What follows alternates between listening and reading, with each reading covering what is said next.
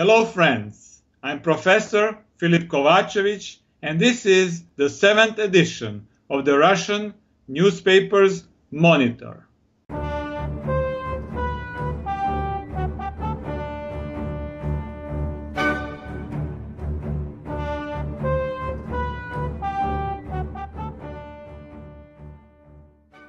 I hope you are doing well today. As you know, the Russian newspaper's Monitor is made possible by the viewers like you. Our Kickstarter campaign is ongoing, so please donate and help us continue our quality programming you have come to depend on. Please support independent media.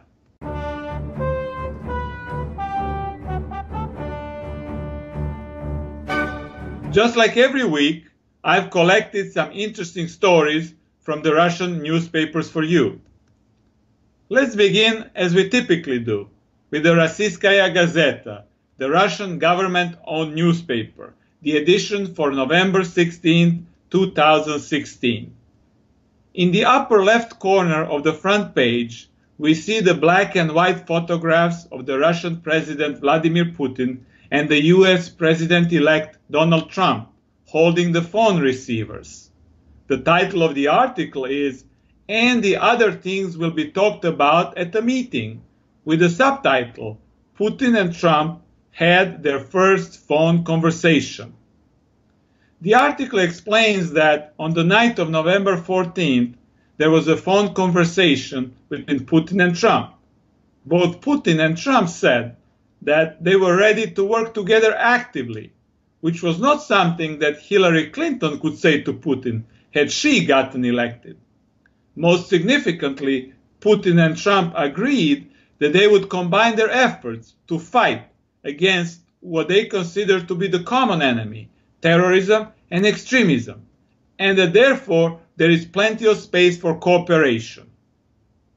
The article states that Putin once again congratulated Trump on his victory and wished him success in fulfilling his electoral promises.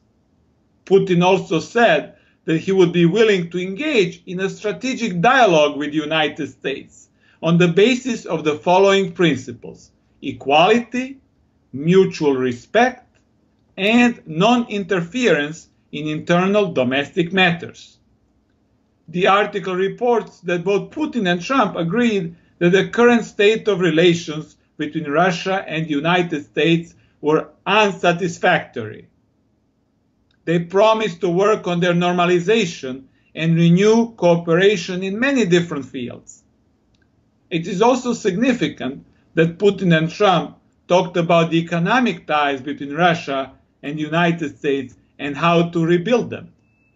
As is well known at this time, the US has very much cut these ties by imposing harsh economic sanctions on Russia. The research on the usefulness of economic sanctions shows, however, that the sanctions were successful in attaining their goal only in about 30% of the cases. In my opinion, the present US sanctions fall into those 70% which were failures. The article reminds its readers that next year will mark 210 years since the establishment of diplomatic relations between the US and Russia. It speculates that this anniversary may provide additional motivation for the return to the pragmatic, mutually beneficial relations between the two countries.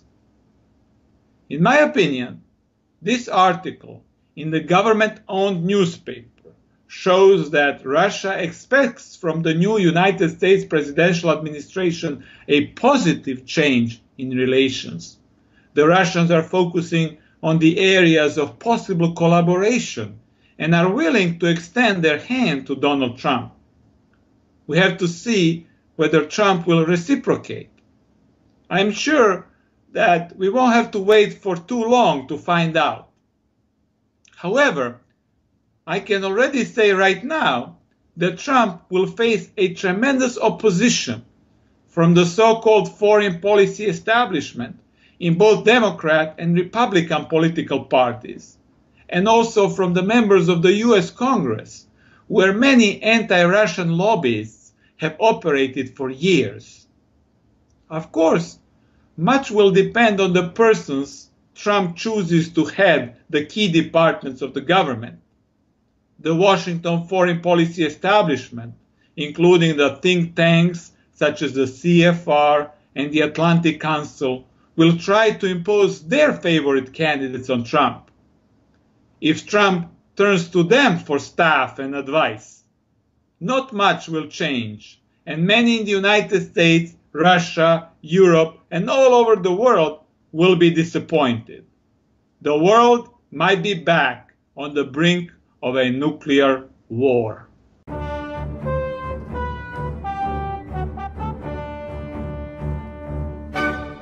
Now let's go to Izvestia, the moderate pro-government newspaper, the edition for November 16, 2016. The front page is dominated by the news of the arrest of the Russian economy minister, Alexei Ulyukayev. He was under surveillance by the Russian Domestic Intelligence Service, the FSB, for more than a year, and has now been arrested due to the suspicion that he demanded a significant bribe from the biggest Russian oil company, Rosneft. However, in my opinion, this arrest needs to be fitted into a larger framework of the internal political battles in the Kremlin and Putin's efforts to eliminate the so-called liberals from the government. This is precisely what I pointed out last week when I stated that the Russian Prime Minister Dmitry Medvedev, the president of Russia from 2008 to 2012, and the head of the liberal faction in the Russian government, was on his way out. I speculated, and I was the first among the English-speaking analysts to say that he was soon to be replaced by Nikolai Patrushev, the secretary of the Russian National Security Council and the former chief of the FSB. Just a week went by, and see what happened. The FSB in the forefront of the fight against the liberal faction, represented, among other people, also by the arrested minister Ulyukayev. It all makes sense if you know how to connect the dots. And that is precisely the sign of a quality analytics service that you are getting here at NewsBud. So please help our Kickstarter campaign. Well, let's leave the tearful Ulyukayev behind the bars of a Moscow jail and the fearful Medvedev shaking of panic in his prime minister's cabinet, worrying that he would be next on the FSB arrest list, and move to some important geopolitical issues covered in the same edition of the newspaper. On page 2, there is an article on the Russian involvement in Syria. The title is "The Battle Baptism of Admiral Kuznetsov," the Russian aircraft carrier, the only one that the Russians have, which was recently sent to the Mediterranean. The subtitle explains that the President Putin received a report on the start of a massive military operation in Syria, and there is a photo of Putin smiling and shaking hands with the Russian Minister of Defense, Sergei Shoigu. The article reports that the Russian military has begun a massive operation against the terrorist formations in Syria. It states that this is the first time in the history of the Russian Navy that the operations are conducted with the participation of an aircraft carrier. The article quotes from the report Shoigu delivered to Putin. Shoigu stated that the Russian military has started a concerted attack on the militants of the Islamic State and the Jabhat al-Nusra in Syria. In this operation, the Russian military planes Su-33 are taking off from the Admiral Kuznetsov. In addition, the guided rockets Kalibr are being fired from another ship, Admiral Grigorovich, and the rocket systems Bastion, which are already based in the coastal parts of Syria, have also been used. Shoigu stated that the targets of these attacks were the ammunition factories and arms warehouses of the militants. He also said that the Russian rockets hit and destroyed the facilities in which the Islamic State militants made chemical weapons, which they later used against the Syrian government forces. Responding to Putin's question about the overall security of the Russian forces in Syria, Shoigu pointed out that the Russian anti-aircraft rocket systems S-300 and S-400, as well as the Pantsir S-1 systems, are fully operational on the Syrian territory. He added that the Russians also repaired the S-200 systems, which belong to the Syrian army. During the meeting with Shoigu and other high-ranking officials of the Defense Department and the Russian military, Putin stated that though the Russian government budget had been negatively affected by the overall economic crisis, the money for the military would be forthcoming. He stressed that the resources must be used more effectively and a strict financial discipline must exist in all segments of the military. This would also be a good advice for the Pentagon. Putin pointed out the good news that by the end of the year, more than 50% of the Russian weapons will be based on the best technologies available. The Russian military will gain 60 new and 130 modernized aircraft, 60 rocket systems, a new type of submarine, and 310 new and 460 modernized tanks and armed carriers. In my opinion, the aim of this article is to display the present Russian military strength and its ability to conduct successful operations far away from the Russian mainland. It also informs the Russian audience and the world at large that the Russians assumed the full control over the Syrian skies.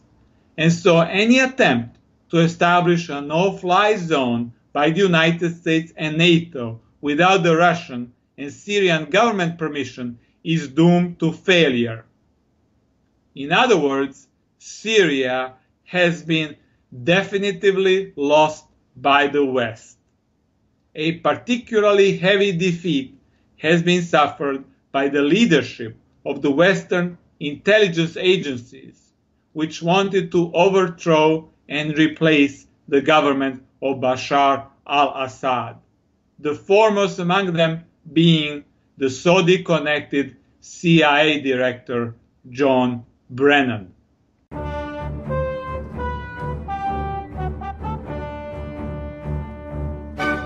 Now, let's look at Nezavissimaya Gazeta, the middle-of-the-road newspaper, the edition for November 18, 2016. On the top of the front page, there is an article title that says, NATO raises its troop readiness, with the subtitle, The Alliance conducts the military exercise Iron Sword in Lithuania. The article continues on page 2. There is a color photograph of a soldier holding a NATO flag. The article explains that NATO member states continue permanent military exercises next to the Russian borders. As soon as NATO finishes a military exercise in the ex-Soviet Republic of Georgia on November 20th, on the very same day, it will begin this exercise in Lithuania. Under the name of Iron Sword, about 4,000 soldiers from 12 NATO countries will take part. The similar exercise also took place in Latvia, an ex-Soviet republic bordering Russia. Lithuania, on the other hand, borders the Russian enclave of Kaliningrad, to which the Russians recently transferred rocket systems with nuclear weapons. The article quotes the Secretary General of NATO, Jens Stoltenberg, who stated that NATO plans to mobilize tens of thousands of soldiers and rotate them into the countries on the Russian borders, which, according to him, will protect these countries from the potential Russian aggression. Stoltenberg claimed that Russia has become much more assertive militarily in the last several years, and that NATO must work to contain the Russian power by significantly raising the readiness and number of its troops. According to one of the organizers of the exercise in Lithuania, the commander of the Lithuanian army, General Valdemaras Rupšys, the exercise will include not only the simulated conventional war games, but also the activities having to do with the so-called hybrid warfare, psychological operations, and propaganda. The article reports that Lithuania is one of the few NATO member states which have recently raised their military budgets to 2% of the GDP. According to the article, this will add significant new burdens on the Lithuanian government budget. While it is clear that the country is rapidly militarizing, it is not clear whether its budget can support additional expenses without further increasing the national debt. The article points out that Lithuania already has one of the highest ratios of the military to civilian population in Europe, 0.46%. For the sake of comparison, this percentage in Germany is 0.25% and in France 0.39%. The article comments that Stoltenberg likes to accuse Russia of dramatically raising its military expenditures, but he does not mention the fact that the military expenses of the NATO member states are several times bigger than the Russian expenses, and that Russia is far away from attaining parity. According to the article, if all NATO member states raised their military expenditures to the level of the 2% of the GDP, and there is a very strong push by the United States and NATO leadership for them to do so, then the total military expenditures in Europe next year will be $350 billion. On the other hand, the Russian expenditures next year will be around $45 billion. In other words, they are 7 times smaller. In addition to that, the number of NATO soldiers in East Central Europe and Scandinavia is much bigger than the number of the soldiers in the North, West, and South Russian military zones. We're not preparing for war with Russia. NATO is a defensive alliance. Well, in my opinion, this article puts things into perspective and demonstrates who really is a threat to whom. According to the article, militarization and endless warmongering in East Central Europe, as well as the resulting climate of instability and fear, is NATO's and not Russia's fault.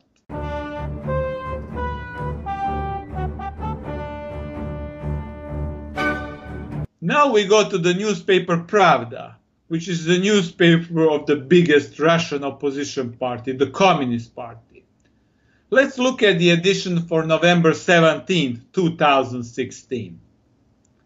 In the middle of the front page, we find an article with the title, "We are ready to build new relations," referring to the statements of the Russian Communist Party leader Gennady Zyuganov about the presidential elections in Moldova and Bulgaria, which both took place on Sunday, November 14. What is interesting in these two elections is that in both elections, the candidates described in the Western media as pro-Russian won.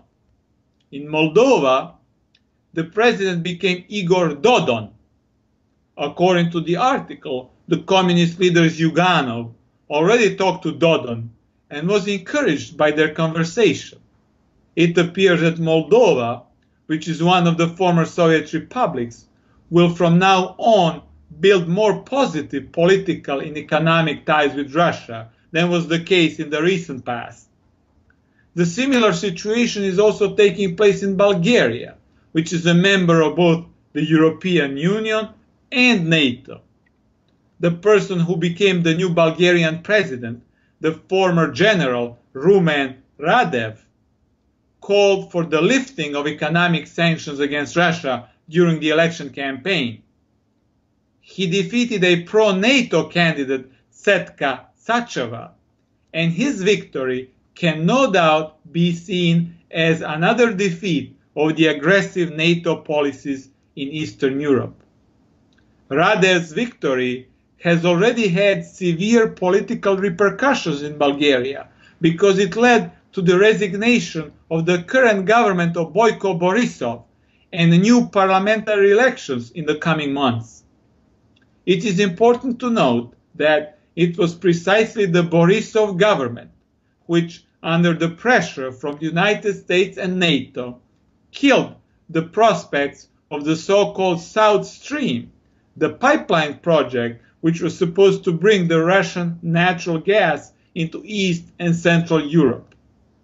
Presumably, the new Bulgarian government will be more open to this idea, and this will cause a lot of panicky, sleepless nights in the NATO Brussels headquarters.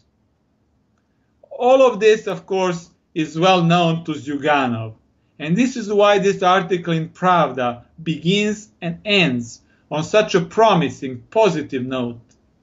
The main gist of the article is that the political tide has turned in East Central Europe, and that it will only be a matter of time before we see much more popular resistance against the anti-Russian NATO expansion project. Unless, of course, there is, in addition to Ukraine, the breakout of another proxy war between Russia and NATO in 2017, which could be caused by a massive false flag event in Europe, which, I must warn you, remains a distinct possibility.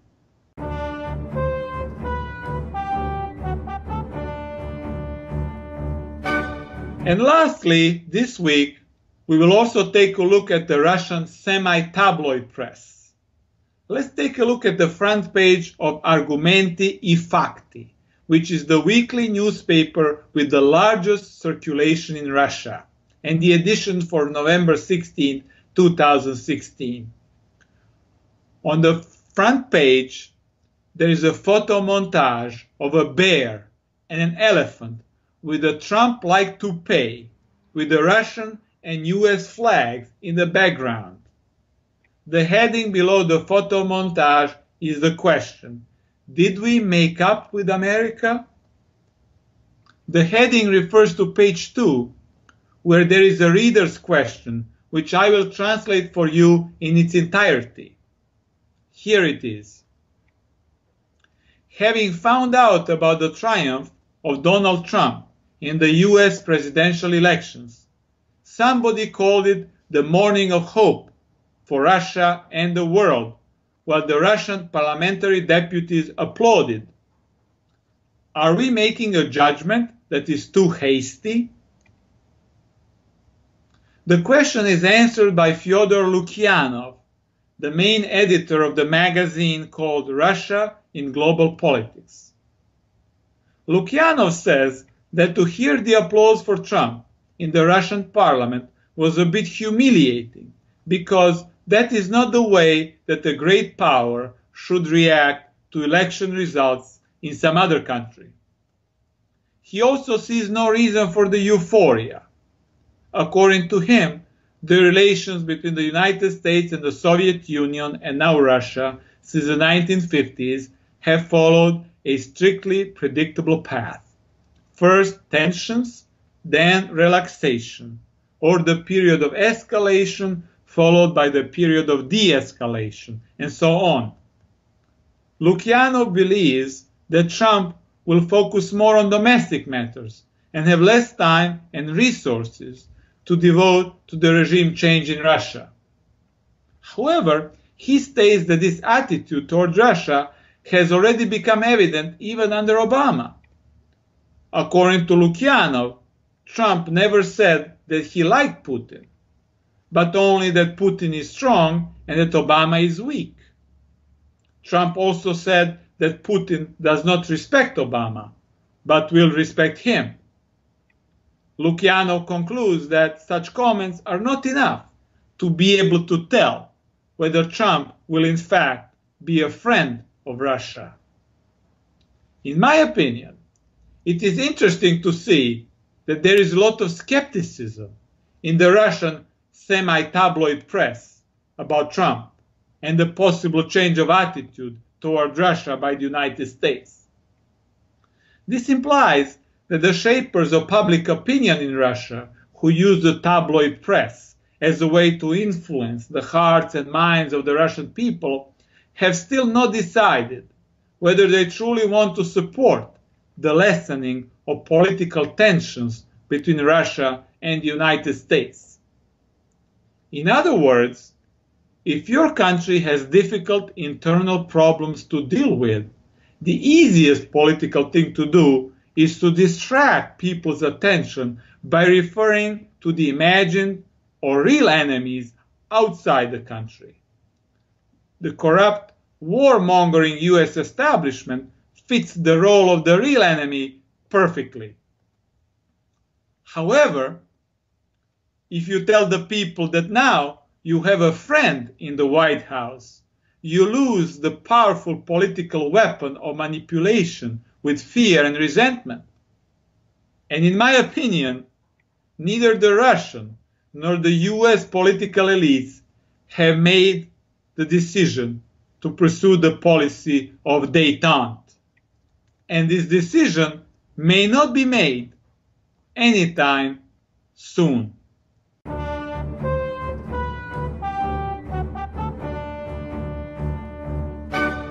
Dear friends, this is all for today. Thank you for watching. Please support our campaign on Kickstarter. And in the end, be cool and stay cool until the next edition of the Russian newspapers Monitor. Thank you. Support independent media. Go to Kickstarter.com today. Hello friends, I'm Professor Filip Kovacevic, and this is the 7th edition of the Russian newspapers Monitor.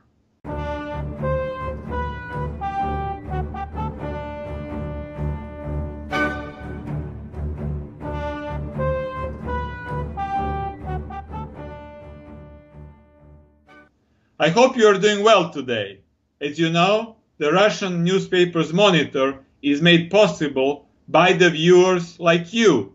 Our Kickstarter campaign is ongoing, so please donate and help us continue our quality programming you have come to depend on. Please support independent media, Russia and the United States, and how to rebuild them. As is well known at this time, the US has very much cut these ties by imposing harsh economic sanctions on Russia. The research on the usefulness of economic sanctions shows, however, that the sanctions were successful in attaining their goal only in about 30% of the cases. In my opinion, the present US sanctions fall into those 70% which were failures. The article reminds its readers that next year will mark 210 years since the establishment of diplomatic relations.